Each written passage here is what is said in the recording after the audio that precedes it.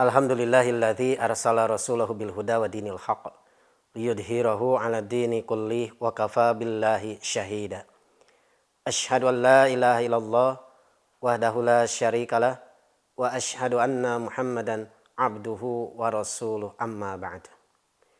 Hadirin Persis TV yang dirahmati oleh Allah Subhanahu wa taala. Alhamdulillah, pada subuh kali ini insyaallah akan dibahas pembahasan yang cukup penting, yaitu terkait dengan masalah fidyah bagi orang yang meninggal dunia tapi mempunyai hutang saum. Kaitan tentang masalah fidyah ini, tentu saja kita harus membahas pertama adalah dari ayat terkait dengan masalah qada dan fidyah, ya, yaitu bahwa ayyaman, a'udzubillahi minasyaitonirrajim, ayyaman ma'dudat, bahwa hari-hari Ramadan itu atau bulan Ramadan itu adalah hari-hari yang berbilang dan sudah ditentukan tentu saja. Faman kana minkum maridon. Setelah sebelumnya disebutkan tentang ayat tentang kewajiban bagi kaum muslimin untuk berpuasa pada bulan Ramadan, baik bagi laki-laki atau perempuan yang sudah dewasa atau sudah balik, ya. Kemudian dalam Al-Quran, faman kana minkum maridon, dan barang siapa, maka barang siapa yang dalam keadaan sakit, maridon au ala safarin, atau dalam keadaan safar, fa'iddatu min ayyamin ukhor, maka itu dapat diganti pada hari-hari yang lain. Nah, ini tentu saja ayat ini yang kami sebutkan itu kaitannya adalah tentang syariat qada, ya. Dan sebab qada itu menurut ayat ini yang pertama adalah karena sakit, yang kedua adalah karena safar. Kemudian berbuka, fa'iddatu min ayyamin ukhor, maka itu dibolehkan untuk fa'iddatum, ya, dibolehkan untuk berbuka. Kemudian fa'iddatum, maka hitunglah atau gantilah pada hari-hari yang lain. Hadirin Persis TV yang dirahmati oleh Allah Subhanahu wa taala. Nah, kemudian ini adalah berdasarkan ayat. Adapun berdasarkan hadis-hadis, maka ada yang diharamkan untuk saum. Yang pertama adalah orang yang haid. Kemudian yang kedua adalah orang yang dalam keadaan nifas. Nah, ini jelas dalil-dalilnya, ya. Ada dalam riwayat Bukhari ataupun dalam Sahih Muslim. Nah, bagi yang mereka haram untuk terkait dua jenis ini, yaitu yang haid dan juga yang nifas, maka disyariatkan untuk mengqada ketika mereka diharamkan untuk saum pada bulan Ramadan, maka disyariatkan itu untuk mengqada saumnya, ya. Jadi pada hari-hari yang lain. Sebabnya itu dua. Pertama adalah karena haid, kemudian adalah karena nifas. Jadi terkait dengan syariat qada ini, maka mukallafnya adalah yang pertama adalah karena sakit, yang kedua adalah karena karena safar atau dalam keadaan safar, ya. Jadi musafir. Yang ketiga adalah karena haid, perempuan haid. Yang keempat adalah karena nifas. Nah, kerangka ini sangat penting untuk dipahami, karena ini sangat terkait nantinya dengan pembahasan yang akan tertuju nanti pada pembahasan nanti di akhir. Kemudian yang kedua, ini adalah terkait dengan masalah fidyah. Wa 'alal ladzina yutiqunahu fidyatun ta'amu miskin. Dan bagi orang-orang yang berat atau tidak mampu saum, ya, maka bagi mereka itu adalah fidyatun ta'amu miskin, yaitu memberi makan kepada orang-orang miskin. Nah, dalam hal ini yang menarik adalah ilatnya atau sebab hukumnya kenapa adanya fidyah, itu adalah karena ketidakmampuan atau karena berat untuk melaksanakan saum. Nah, ini ilatnya. Nah, kalau dikategorisasi lebih khusus lagi, siapa saja sebetulnya yang menjadi mukallaf daripada rukhsah ya, rukhsah dari fidyah ini ya. Yang pertama tentu saja adalah bagi orang yang biasanya sudah tua ya, atau syekhun kabirun biasanya itu. Jadi kalau orang yang sudah tua itu biasanya mereka tidak mampu saum atau berat untuk saum. Ya, dan itu biasanya akan berpengaruh terhadap kondisi kesehatan mereka. Nah, kemudian kalau sekiranya misalkan syekhun kabirun ini atau orang yang sudah tua ini itu masih mampu untuk saum dan sehat, maka sebetulnya kembali kepada hukum asal, yaitu asalnya bahwa dia itu adalah wajib saum. Adapun ketika orang tua tersebut misalkan tidak mampu untuk saum ya, atau berat untuk saum, melaksanakan saum, maka termasuk dalam kategori yang wa 'alal ladzina yutiqunahu ya, dalam kategori mutik. Jadi orang yang tidak mampu saum, tidak kuat saum. Kemudian yang kedua, yang menjadi daripada mukallaf dari fidyah ini itu adalah orang yang hamil atau menyusui. Nah, orang yang hamil atau menyusui ini tentu saja hukumnya perlu ditafsil ini. Pertama, kalau seandainya misalkan orang yang hamil menyusui ini kuat untuk saum, ya, maka tidak ada halangan.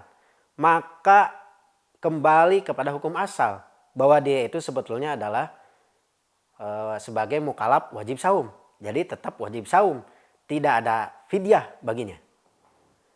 Dan tidak boleh berbuka ya, itu. Dengan sebab hamilnya atau dengan sebab menyusuinya. Kemudian yang kedua, kategori yang kedua, ini adalah kalau seandainya dikhawatirkan dapat misalkan kaitan dengan masalah kesehatan si ibu atau si bayinya, misalkan dikhawatirkan ya, si ibunya misalkan jadi lemah misalkan gitu. Karena memang beberapa perempuan ketika saya survei diskusi itu berbeda-beda kaitan dengan masalah kecenderungan tiap perempuan ya ketika dalam keadaan hamil ataupun menyusui. Ada kalanya kuat untuk saum, ada kalanya juga khawatir ya jadi lemah. Karena ini kekhawatiran ini tentu saja menurut riwayat dari Ibnu Abbas ya, idza khofata itu dikategorikan sebagai orang yang mutik dan wajibnya itu bukan qada, tapi wajibnya adalah fidyah. Kemudian yang ketiga, kalau seandainya misalkan dengan saum itu justru bagi orang yang hamil atau menyusui itu justru akan membahayakan, dipastikan membahayakan kesehatan daripada si ibu ataupun si bayi, bahkan dapat mengancam nyawa, maka tentu saja dalam hal ini berarti haram hukumnya saum itu. Haram. Ya, karena tentu saja ini dapat membahayakan terhadap jiwa dan salah satu daripada tujuan syariat itu adalah hifdzun nafs atau menjaga jiwa. Nah, dalam hal ini syariat telah memberikan jalan keluar, yaitu dengan adanya fidyah. Kemudian yang lainnya adalah yang ketiga ya, itu adalah para pekerja berat. Nah, ini para pekerja berat juga. Kalau seandainya dia mampu saum, maka sebetulnya dia itu wajib saum dan tidak ada fidyah. Tapi kalau seandainya misalkan dengan dia bersaum itu justru malah kondisi kesehatannya semakin lemah atau justru bakal sangat mengganggu ya terhadap kondisi kesehatan dan juga kondisi pekerjaannya yang berat tadi itu yang tidak bisa ditinggalkan misalkan gitu. Nah, lagi-lagi ini adalah ilatnya sesuai dengan ayat Al-Quran. Yaitu ilatnya adalah karena mutiknya, karena ketidakmampuan atau karena beratnya. bukan karena pekerjanya, bukan karena hamil menyusuinya, begitu juga bukan karena satu lagi itu bukan karena tuanya ya gitu. Itu yang perlu menjadi catatan kaitan dengan kategori mutik ini. Jadi ilatnya sesuai dengan ayat Al-Qur'an saja. Wa 'alal ladzina yutiqunahu fidyatun ta'amu miskin. Jadi karena berat untuk saum ataupun memang tidak mampu saum. Hadirin ihwatul iman rahimakumullah. Nah, kaitan dengan masalah yang akan langsung mengerucut kepada masalah persoalan bagaimana kaitan dengan fidyah bagi orang yang mempunyai hutang saum. Apakah itu diperbolehkan, apakah itu disyariatkan ataukah tidak? Sependek penelusuran kami bahwa ada beberapa dalil yang dijadikan sebagai dasar argumentasi ya terhadap pemahaman ini. Yang pertama adalah kaitan dengan hadis Rasulullah Shallallahu Alaihi Wasallam. Jadi ini dari Aisyah ya. Jadi man mata, jadi barang siapa yang meninggal, tapi dia itu wa alaihi ya siamun, punya hutang saum ya di sana itu, maka soma, maka bersaum ya siapa? Anhu waliyuhu. Jadi walinya itu bersaum mengganti atas nama si mayit tadi yang punya hutang saum tadi. Hadirin wa iman rahimakumullah. Terkait dengan hal ini kemudian ada pemikiran lanjutan bahwa tentu saja kalau memang seandainya misalkan dibolehkan untuk qadha ya, maka tentu saja dibolehkan pula untuk dibayar secara fidyah ya, dibayar secara fidyah. Nah, kemudian dikembangkan bahwa di sana itu secara mafhum bukan hanya qadha saja, tapi bisa dibayar juga secara fidyah. Kemudian yang kedua, yang menjadi alasan adalah asar daripada Ibnu Umar atau Abdullah bin Umar. Jadi menurut Abdullah bin Umar, apabila seseorang itu mempunyai hutang saum, ya, mempunyai hutang saum selama 1 bulan, maka ahli warisnya, ya, itu harus membayar atau membayar fidyah ya, itu kepada miskin, kepada para miskin sesuai dengan saum yang menjadi hutangnya itu, sesuai dengan saum yang menjadi hutangnya. Hadirin wa iman rahimakumullah, tentu saja ini perlu pembahasan yang lebih mendalam. Sebagai bantahan, yang pertama adalah kaitan dengan hadis yang tadi, yang Aisyah tadi. Hadis Aisyah ini tentu saja secara riwayat hadisnya sahih. Namun secara matan ini perlu dipertimbangkan kembali. Pertama adalah karena jika dengan demikian kaitan dengan masalah ibadah, ibadah yang dapat digantikan itu adalah ibadah kaitan dengan masalah maliyah. Adapun dengan kaitan ibadah badaniyah, maka itu tidak dapat digantikan.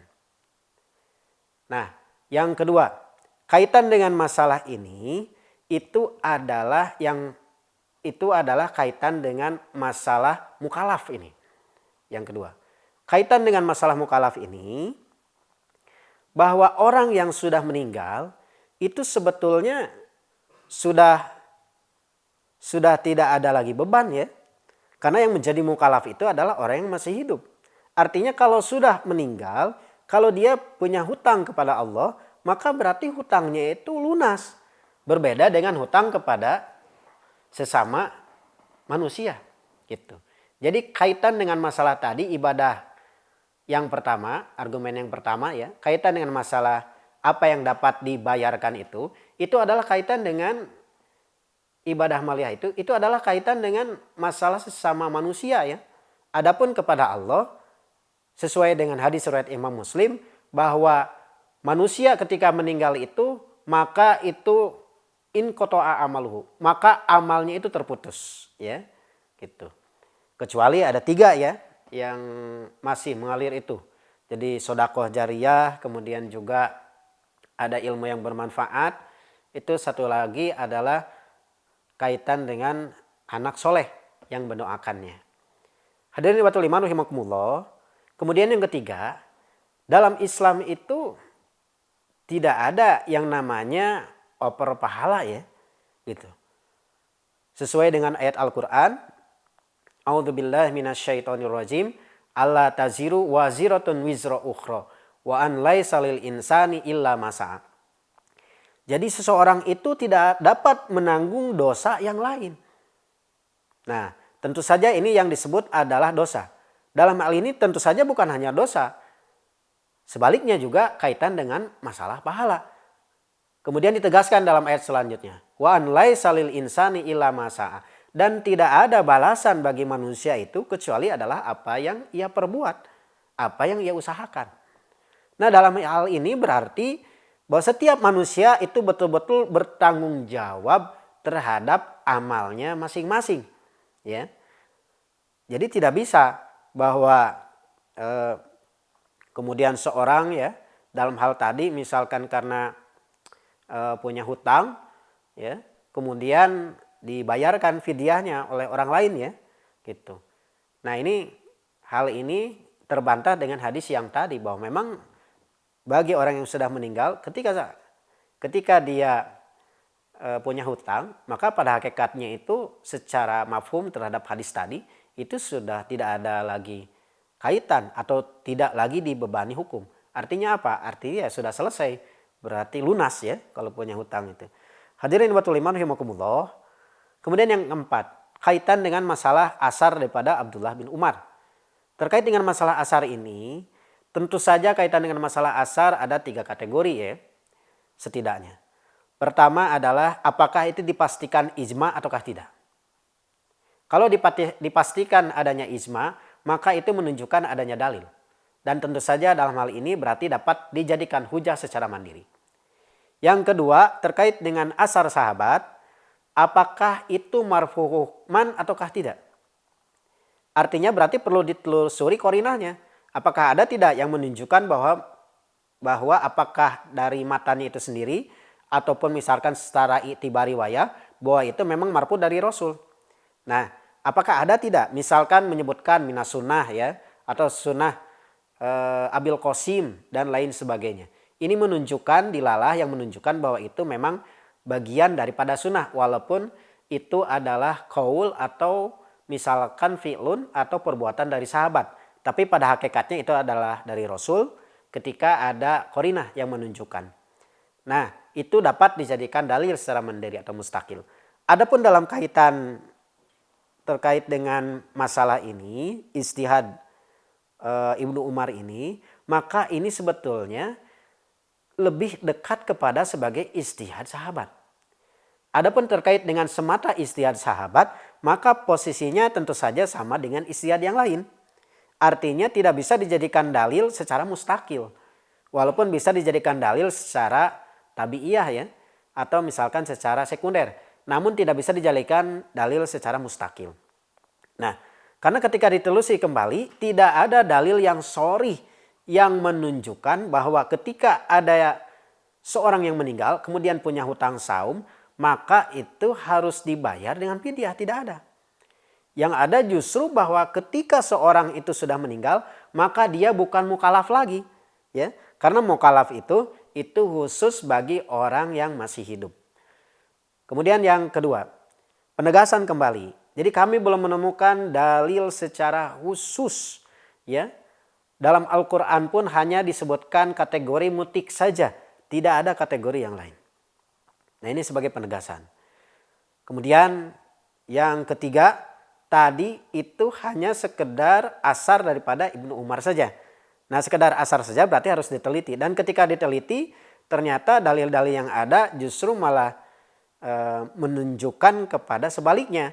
Ketiadaan syariat fidyah kepada orang yang sudah meninggal ya, atau misalkan si ahlinya atau ahli warisnya itu punya kewajiban untuk membayarkan fidyah orang tuanya itu yang meninggal namun punya hutang saum. Hadirin Persis TV yang dirahmati oleh Allah Subhanahu wa taala. Dengan demikian dapat disimpulkan, pertama, bahwa tidak ada syariat atau tidak disyariatkan untuk membayar fidyah bagi ahli waris ya, bagi ahli waris yang orang tuanya itu mempunyai hutang saum ya, hutang saum. Itu yang pertama.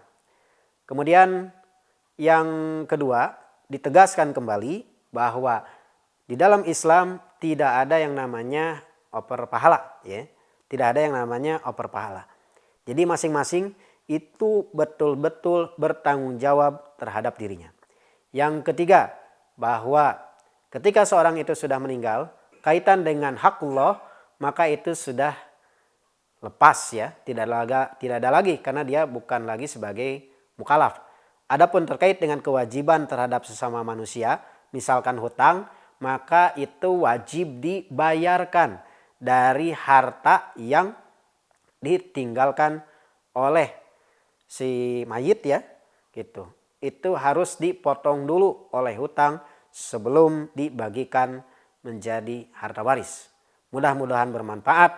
Assalamualaikum warahmatullahi wabarakatuh.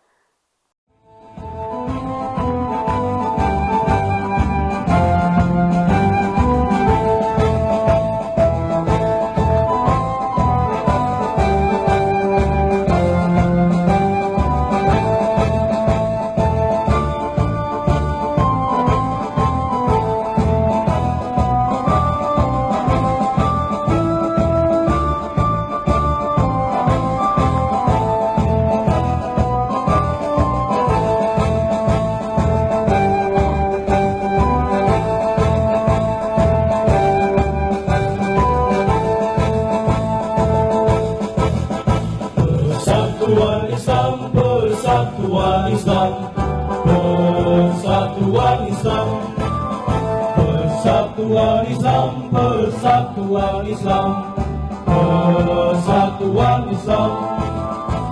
Tegakkan Al-Quran dan As-Sunnah di dalam tujuhmu dan berfikir. Tahayul bid'ah hurafah di muka bumi, muncullah persatuan Islam. Tahayul bid'ah hurafah di muka bumi, muncullah persatuan Islam. Persatuan Islam, Persatuan Islam.